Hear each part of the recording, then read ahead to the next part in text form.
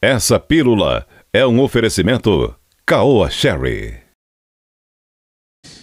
Bom, e uma informação agora que chega de Brasília. Após o senador Eduardo Girão colher cerca de 30 assinaturas para o plenário da Casa avaliar a convocação do ministro Alexandre de Moraes para explicar inquéritos sob seu comando, o presidente do Congresso, Rodrigo Pacheco, impugnou o requerimento nesta quarta-feira, alegando que o pedido contraria a Constituição e os propósitos do Senado. Também nesta quarta, o senador Lazier Martins solicitou a Pacheco que colocasse em pauta um requerimento de sua autoria para convidar o ministro Luiz Roberto Barroso a esclarecer suas declarações sobre as Forças Armadas e as eleições. Lazier disse que apresentou o convite para tentar amenizar uma crise entre os poderes que resultaria em um bem para a democracia. Esse requerimento seja submetido ao plenário do Senado, convidando o ministro Barroso para que venha até o nosso plenário conversar conosco, vamos dizer, amistosamente, como convém e como é apropriado para o encontro de dois poderes, para explicar melhor aquela crítica que ele fez de que as Forças Armadas estariam tentando diminuir o processo eleitoral que se aproxima. Então, como tem o requerimento, presidente, como tem o requerimento que está à mesa,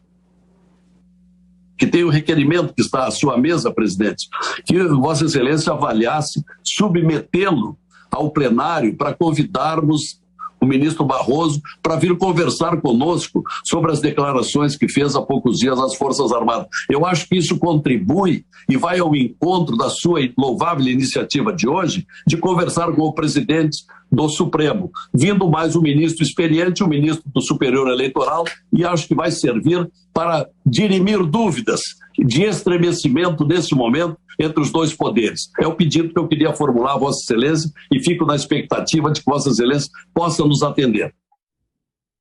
No entanto, iniciativas que envolvem magistrados do STF deverão seguir sendo barradas no Senado. Após o encontro com o ministro Luiz Fux, Rodrigo Pacheco disse não enxergar concretude para acatar os pedidos de impeachment de ministros do Supremo e defendeu uma comissão criada por seu pedido para atualizar a lei do impeachment e que é presidida pelo ministro Ricardo Lewandowski. Em relação a impeachment, eu inclusive tomei o cuidado de instalar uma comissão de juristas no Senado Federal para poder reavaliar a lei do impeachment, que é uma lei de 1950, então, portanto, muito anacrônica, com tipos de crimes de responsabilidade também muito ultrapassados. O que toca ao Senado, que a prerrogativa é de apreciação de pedidos de impeachment de ministros do Supremo Tribunal Federal, não se pode fechar a questão, hora alguma, em relação a isso. Mas é preciso ter critérios, é preciso ter fato, justa causa, adequação, tipicidade em relação à lei que prevê os crimes de impeachment, e até aqui não enxerguei absolutamente nenhuma concretude que justifique impeachment de ministro do Supremo. Por isso, até aqui, rejeitei os pedidos que foram apresentados, inclusive um pedido apresentado pelo próprio presidente da República em relação ao ministro Supremo, que foi por mim rejeitado e arquivado. José Maria Trindade, foi rápida a reação, né, Zé? Um dia depois da reunião com o presidente do STF, o presidente do Senado agora barra essa possibilidade da convocação de Alexandre de Moraes, Zé. Poderoso, hein? O dono do Congresso Nacional. Olha, o regimento é muito claro. O maior poder no Congresso Nacional é o plenário do Congresso Nacional, né? São 3 casas: Câmara, Congresso e Senado. O regimento comum e o regimento do Congresso indicam exatamente isso. O segundo poder não é o presidente da Câmara, mas a mesa diretora, que é o conjunto, né, de presidente, vice-presidentes, também secretários, né, e corregedor, a mesa diretora da Câmara e do Senado. Esse é o segundo poder. E o terceiro poder vem o presidente, porque ordena, porque ele vai definir o que coloca ou não no plenário. E aí ele assume prontamente de que eu rejeitei porque eu entendi que não é o momento. Eu não aceitei porque eu entendo que não é o caso. Eu não vou fazer isso e rejeitei do presidente da República. Está errado. Está na hora de um grupo de senadores importantes fazer uma apelação ao plenário. Quando se apela ao plenário, é evidente que o plenário é que deve decidir. E nem estou dizendo para caçar o ministro, estou dizendo para discutir o assunto no plenário. Uma crise nessas proporções não se decide através de uma reunião fechada. É preciso mesmo que os ministros cheguem até o plenário e expliquem. O ministro Alexandre de Moraes explique os processos que estão nas mãos dele. A gente nem sabe exatamente. Por exemplo, essa multa aí de R$ 405 não é o mesmo processo que o presidente assinou a graça. O ministro Alexandre está dizendo que é outro e que aquele lá da graça será analisado depois, né? E, além disso, o ministro Barroso falou uma situação muito grave, de que as Forças Armadas estariam agindo politicamente. A Constituição proíbe. Ele merece explicações. A indicação, Vitor, é de que entre o deputado Daniel Silveira e o Supremo, os presidentes da Câmara e Senado já decidiram, ficam com o Supremo. Diga, Fiuza. Não, eu não entendi uma coisa. O Rodrigo Pacheco disse ali que não viu motivos para dar andamento, né, para colocar em votação um pedido de impeachment dos ministros, de algum ministro do STF. Ele não viu. Agora, por que ele barra esse pedido muito saudável do senador Eduardo Girão e também do senador Lazier Martins para uma conversa? Os ministros do Supremo Tribunal Federal estão mergulhados em controvérsia. A população brasileira, no dia 1º de maio, uma grande parte dela, manifestações muito numerosas, expressivas em relação ao histórico de manifestações de rua, foram pacificamente de verde e amarelo às ruas para contestar os arroubos do Supremo Tribunal Federal. O senhor Rodrigo Pacheco não vê nada disso. Ele não vê motivos para o ministro Alexandre de Moraes ir ao parlamento conversar tira pedaço. Quer dizer, o senhor Rodrigo Pacheco, ele é capaz de afirmar que os atos de 1º de maio são antidemocráticos ou têm um sotaque, um viés contra a democracia. Então, ele não vê razões. Não vê razões, não. Ele bloqueia uma iniciativa saudável do parlamento que justamente retira esse estigma, né? Não, então é o seguinte, não quer estigmatizar o ministro, não é? Né? Tudo bem, as manchetes, né? As manchetes vão sempre a favor, mas enfim, a grita, né? Se você colocar em votação, você vai sujeitar o ministro do Supremo, vai colocá-lo numa berlinda, tudo bem, você tem aí uma medida alternativa muito inteligente, muito interessante, civilizada. Vão ao parlamento os senhores Luiz Roberto Barroso e Alexandre de Moraes falar sobre essas controvérsias. Ou não há controvérsia? Ou isso aqui agora é um regime absolutista? Qualquer frase que sai do Supremo Tribunal Federal é a verdade suprema e absoluta. Então, o que nós estamos assistindo é o senhor senador Rodrigo Pacheco assumindo um papel de guarda-costas do Supremo. Ele não deixa nem passar um convite para saudável discussão, ele não está preocupado com a democracia. Ele não foi se encontrar com o ministro Luiz Fux, preocupado com a democracia, não é esse sempre o bordão, o corolário?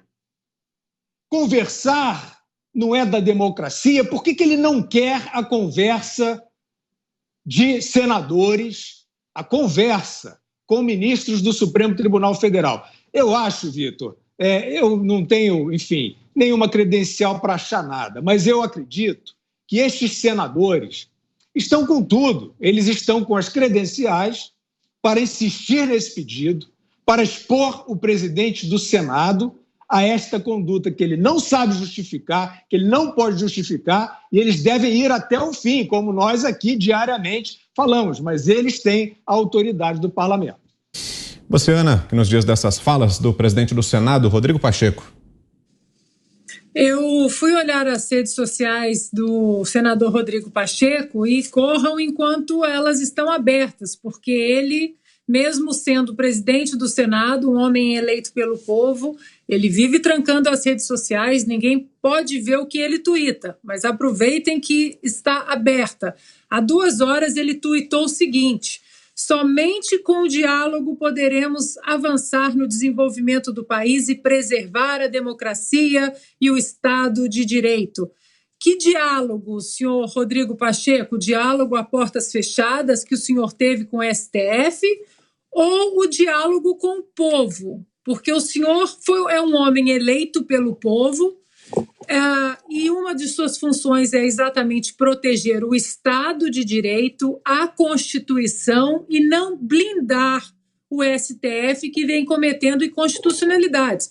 Aí na entrevista que nós mostramos, ele fala que não há, né, tipicidade, que ele não enxergou concretude para avançar com os processos de impeachment de ministros no plenário. Inconstitucionalidades por parte desses ministros é o quê, senhor Rodrigo Pacheco? É brincadeira de criança? Então, antes de sair tuitando essas platitudes, essas retóricas aí cheias de rococó para agradar ministro do STF, o senhor tem que agradar o povo, né? Ele fala também que estarei sempre à disposição como presidente do Congresso e como cidadão para contribuir pela necessária estabilidade institucional entre os poderes. Que estabilidade, senhor Rodrigo Pacheco? Já não há estabilidade há muito tempo. Alexandre de Moraes, Barroso já arrebentaram a corda da estabilidade, da autonomia, da independência dos poderes. E o senhor, como homem eleito, tinha que preservar e salvaguardar a nossa Constituição também. Então, o senhor Rodrigo Pacheco, para a nossa audiência, para o povo, tem que ser um nome que a gente não pode deixar de sair do radar.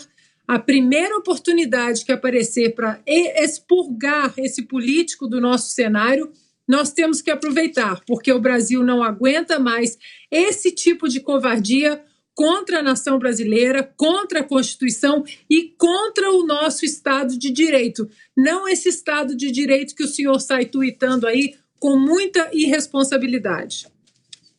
Diga, Augusto. Bom, o Rodrigo, nosso senador, Rodrigo Pacheco, presidente do Senado, ele não usa assim, não vejo motivos, né? Não vejo razão para isso, ele usa concretude, ele não vê concretude. Então tá bom. Eu vejo concretude, né, no gesto dele, que é o seguinte: ele está agindo assim porque ele é sócio de um escritório de advocacia, de uma banca de advogados que tem uma causa bilionária que será julgada pelo Supremo.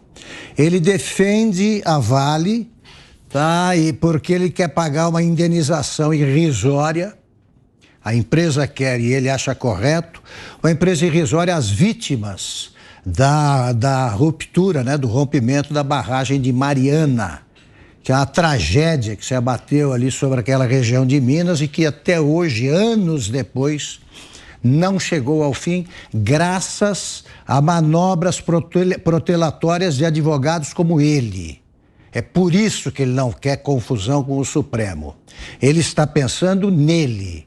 E dinheiro também tem concretude, né? Mais do que qualquer ato evidentemente inconstitucional praticado por um ministro. Isso não tem concretude. Concretude, como você vê no dicionário, é uma coisa que tem que ter sinônimo de tangibilidade, tem que ser tangível, tem que ser material, você tem que tocar.